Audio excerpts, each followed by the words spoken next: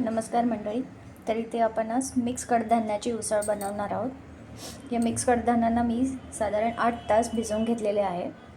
भिजवून घेऊन ह्याला आता आपण कुकरमध्ये शिजवून घेऊया. कुकरच्या कमीत कमी 6 ते 7 शिट्ट्या काढून याला शिजवून घेऊया.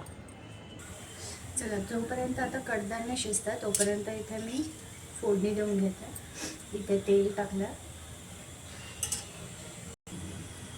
जिरं, मोहरी, धनपूड, अद्रक लसूणची पेस्ट,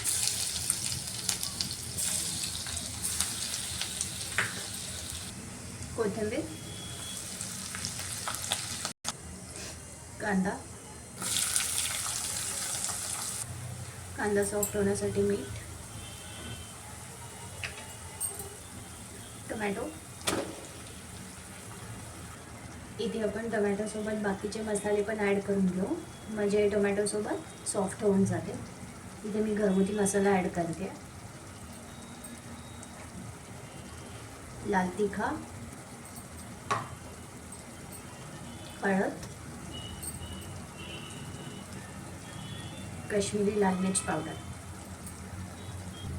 थोडंसं मीठ. आता तुम्ही इथे बघू शकता आपल्याला सॉफ्ट होऊन तेल पण सोडलेलं आहे त्याने.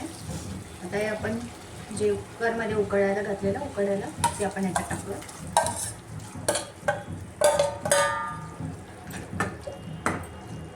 चांगलं असं मिक्स करून घेऊया. इथे मी 1 ग्लास पाणी ॲड करते.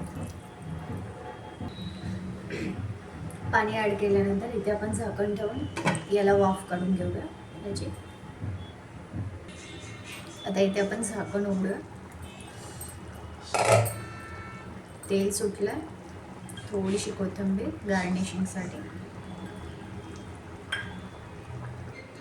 फायनली आपली डिश झालेली आहे. ही उसळ तुम्ही भातासोबत खाऊ शकता, पाव असेल पावसोबत खाऊ शकता, भाकरीसोबत खाऊ शकता. तुमच्या आवडीप्रमाणे तुम्ही ज्याला जे आवडतं आहे तुम्हाला त्याच्यासोबत खाऊ शकता. तुम्हाला जर माझी रेसिपी आवडली असेल तर प्लीज माझ्या चॅनलला शेअर, लाईक अँड सबस्क्राईब करा. थँक्यू.